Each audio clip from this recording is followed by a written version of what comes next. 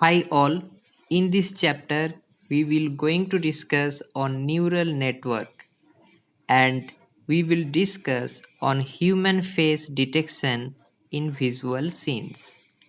Like we can present a neural network which is based on some face detection system. A retinally connected neural network which examines small windows of an image and decides whether each window contains a face or not. So the system arbitrates between multiple networks to improve the performance over a single network. Yeah, we can use a bootstrap algorithm for the training, which adds the false detection into the training set as the training progresses.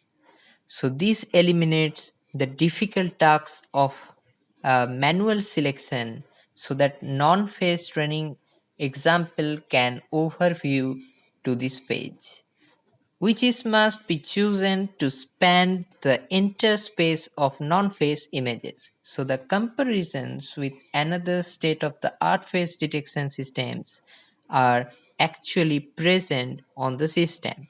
So in this section, we can present a neural-based algorithm. We can also avoid the problem of using the huge training, and the bootstrapping method will help us to reduce that. And description of the system, we can say that two major parts are there, like a set of neural network which is based on filter and a system to combine the filter outputs.